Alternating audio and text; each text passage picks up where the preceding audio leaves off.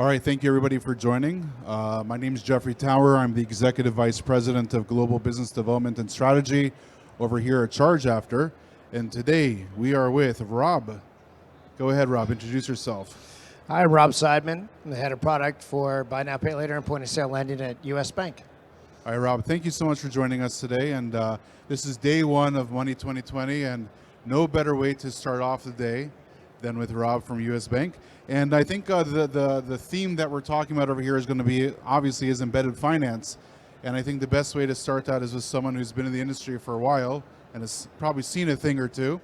So, Rob, how do you define embedded finance market? Or how do you define the embedded finance market? Yeah, I think there's multiple embedded finance markets, but the general definition I like to go with is when you embed financial functions within a checkout, the simplest way to put it. So within commerce, when you embed financial functions, whether it be payments, insurance, whatever it might be, that's the simplest way to think about it, is making it part of the everyday commerce experience. Excellent, yes. Talking about insurance, I've been seeing a lot of talk around the insurtech lately within embedded finance, and I'm quite curious to see how that will pan out. We'll see. But it's been a little bit slow on the insurtech side. All right, so I guess the next question we'll talk about is Bain, in their embedded finance report, said that the embedded finance market today is about $2.6 trillion, or the size of the market is $2.6 trillion, and it has the potential of reaching $7 trillion. How do you see that market growing over the next 3 to 5 years, and do you really think that it could reach $7 trillion? Yeah, I do. I actually think it's the rate of change is accelerating, in my opinion. I think of it in payments, lending, insurtech, and I think there's going to be more and better use cases coming in embedded finance that make the commerce experience seamless, incredibly fast, consumer friendly. I think what fintechs have gotten right over the last 5 years about embedded finance is they cared for the consumers better than the rest of us. And by caring for the consumers better than the rest of us, met the need better than the rest of us have done in traditional banks. I'll speak for myself. And I think they got it right. The next wave of embedded finance to me is getting the unit economics right. That's one. And the second part of it is never easy to do, especially extremely tough, especially when you're dealing with all the fintechs. That's right. Yeah. Rising rate, interest rate environment doesn't help. Yeah, but on the experiential side, they've accelerated the ease of use, which to me is brilliant. It's all about ease of use at the end. Somebody's got to use that embedded finance experience. The key to embedded finance is you're in service of the business. Right? It's not just about the payment or the payment method, it's about the business and what the business is trying to accomplish. And to the extent that you can do and help them do better at that and help the consumer at the same time, that's a winning formula. Absolutely. And why do you think the market growth is so strong? And do you actually think it will continue to be strong? I'd also say this is a market that's continuing to grow, right? Embedded finance, there's a big question, like what is embedded finance? There are so many subsects within it. So how do you see the market continuing to grow and to actually achieve those rates of $7 trillion and potentially even more? Yes, I think the biggest part of the market is payments. Payments is the most common use case, but point of sale lending, buy now, pay later, insurtech, guys like, I won't mention names, but I think as businesses think about how they expand their businesses, it's essential that they embed in the simplest way humanly possible for consumers to get access to making their wares affordable. And affordability is a big deal. It's a big deal in a rising rate environment like now. It's a big deal in inflationary moments like we're in right now. But the longer term play is as commerce goes frictionless, more and more and more frictionless, the building of APIs and much better connectivity, it just gets easier. It gets easier to do, and I think it benefits the merchants in a couple different ways. One is the consumer stays in the merchant's own experience. They don't have to leave. Like that's the biggest deal, right? When someone's in a funnel, you don't have to leave the funnel to make it affordable, to make the transaction go quickly and seamlessly. And the beautiful thing is they can share, right? The consumer shared, the economics are shared. To me, there's a win-win-win in embedded finance when done right. And to me, that's what's going to power the growth, right? Continue that winning formula. You can do that more, I think you'll get the growth, both from the business standpoint and the embedded finance provider. Absolutely. So we all obviously know what traditional payments is, right? Now, I think there's a fine line, or there will be a fine line of traditional payments and embedded finance.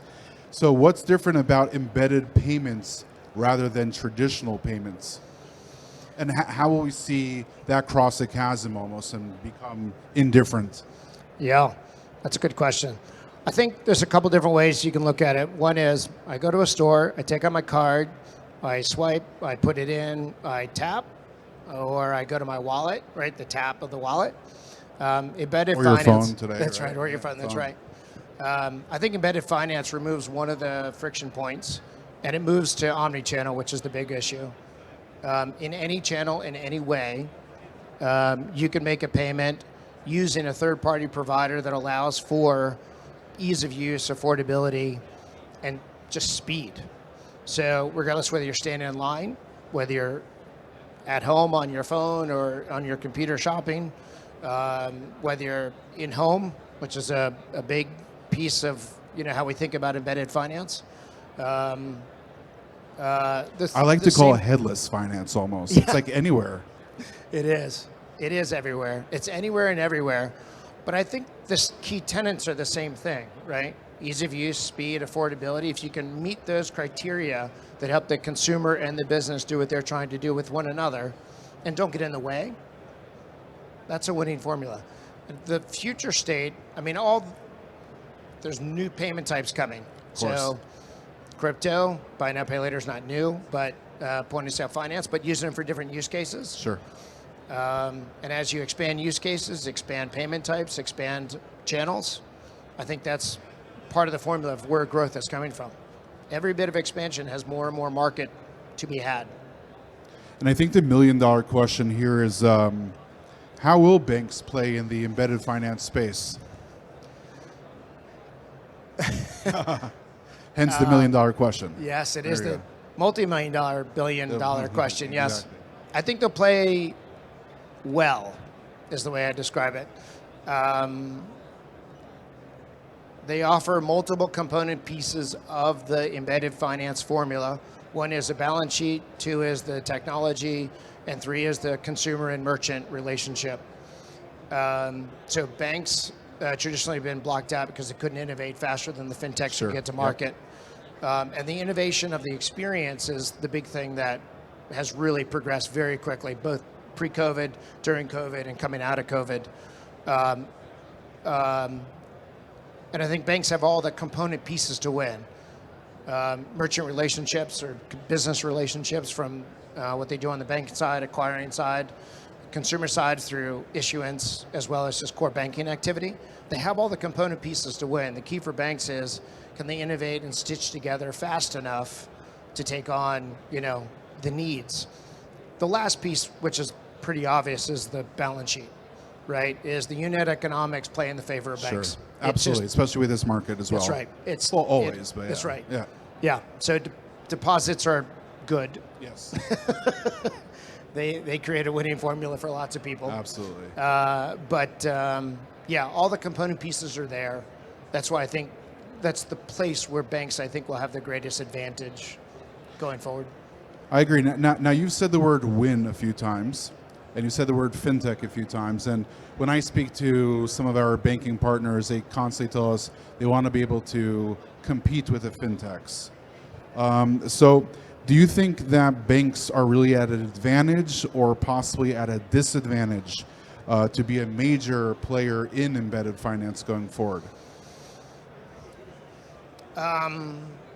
Personal point of view is they're at an advantage for the pieces we just talked about, right?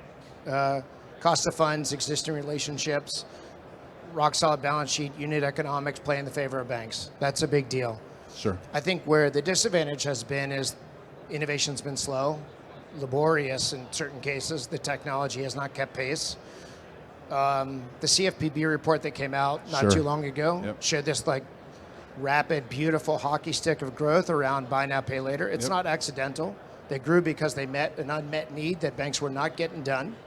And I think that's the disadvantage, right? That's the part where banks have to do a better job if they want to win. Yep. I mean, there's also other ways to do it, right? Partnerships, Sure. figuring out a way to, technology has been doing this forever with co-opetition. I don't think it's unique to finance to think in those terms too. So, I think there are multiple ways in which banks can play to win in the market. It's not to say that fintechs will lose. I don't think that's the case at all. But I think banks are in a good spot. I think banks are in a great spot. And off of that, you mentioned regulation for a moment, and you mentioned the CFPB report. I think most of us have seen that report. And what role do you think regulation will actually play in the future of embedded finance? I think big. I won't talk to InsurTech. It's something I know less of. But in the payments and lending space, it's a big point of emphasis for the government for the right reasons, which is protect the consumer, protect the institution from making bad bets, and so I think two things are coming that everyone can see. The CFPB laid it out pretty clearly. One is to ensure consumer safety. Sure. I think that's the biggest thing that's coming from the CFPB. On the other side of the regulatory framework is safety and soundness of the institution granting loans to make sure that banks understand what they're doing in the space. So I think on both of those fronts we'll see regulation step in. I don't know exactly what it'll look like. I don't think anyone does quite yet. But those are the two pieces I see coming quick. I think quickly. a big part over there is also going to be around transparency and lending. That's huge. Yeah. So if we talk bureaus, I don't put bureaus in the regulatory framework, but they probably need to be, right? So if you put them in the mix as well, Sure. between the bureaus, the regulators, and the banks that are highly regulated, there's going to be an emerging framework, I would say, that's coming that banks are well situated to deal with. Another thing that banks have at their disposal, right, is real expertise around regulatory management. I mean, the bank's core job is lending, right? So it's all regulation. Yeah. And then that's why I really believe the market is changing drastically, really into the hands of the regulated entities, if you want to call it that way, the banks. Yeah, I agree. Now, within embedded finance, there's many different sectors, right? There's e-commerce, there's in-store, there's consumer finance, InsurTech. And do you see the need for embedded finance across all segments, or do you think that embedded finance might only focus or stop on certain segments? Like, where do you see that?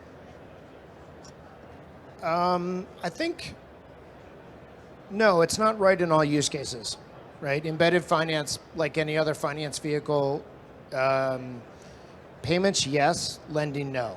So lending, you want to constrain use cases in lending to make sure that it's right for the consumer and right for the bank. There are certain use cases I don't think are great use cases where, we as a bank are not comfortable going. I personally am not comfortable going. So no, I don't think it's universal. It's not.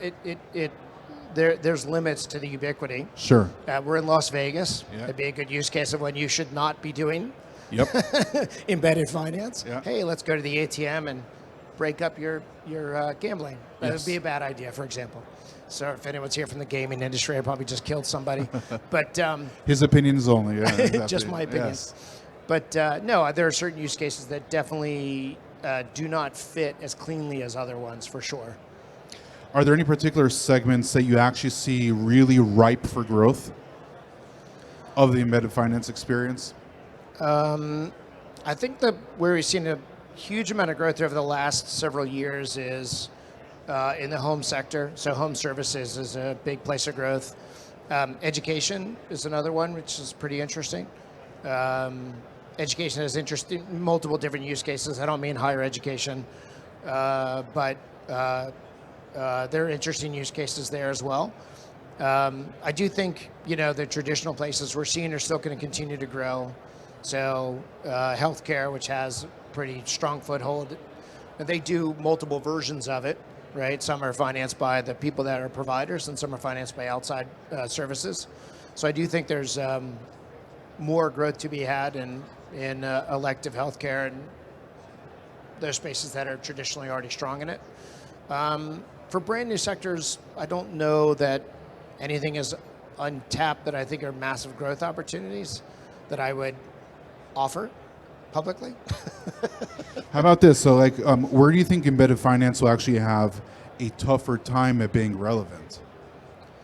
I think low ticket.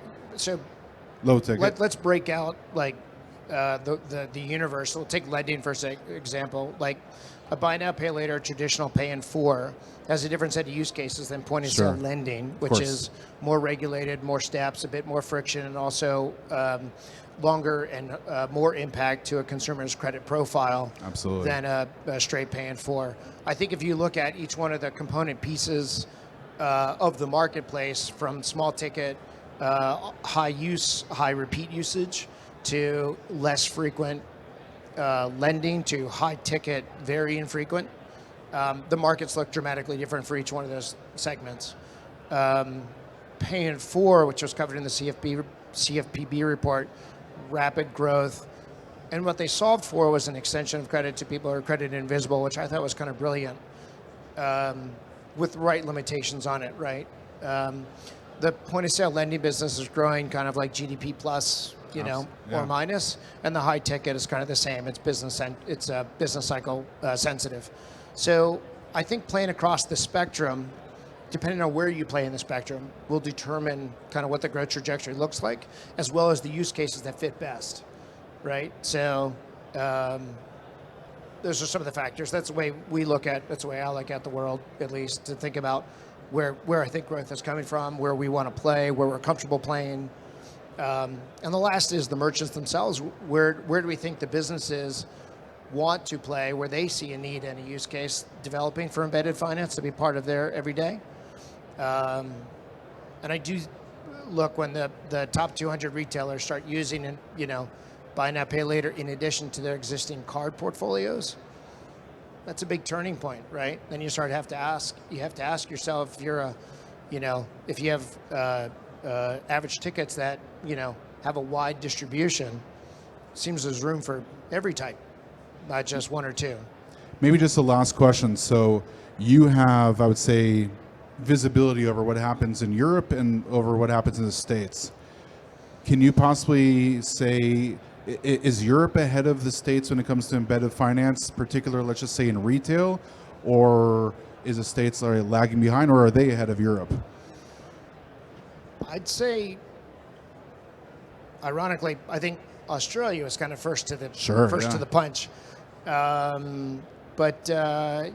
It's been around in Europe forever. It's been around here too. I think what's changing is the form factor, right? Technology has altered the way in which you access, embedded finance versus what used to be, 20 years ago or 30 years ago. That to me is the biggest difference. But yeah, it's consistent in Europe across multiple countries. I think the regulatory environment there is a bit different, a little harder to navigate country by country if you sit outside the EU, for example. So I don't know that they're particularly further ahead, but we'll see. Excellent. Any questions from the crowd? No? Alrighty, well, Rob Seidman, thank you so much. Head of BNPL for US Bank in Elavan. Thank you, Jeffrey. Appreciate it. Thank you so much. Appreciate it. Thanks. Alrighty. Good job. Thank you. Look at the standing room only. Yeah. Thank you so much.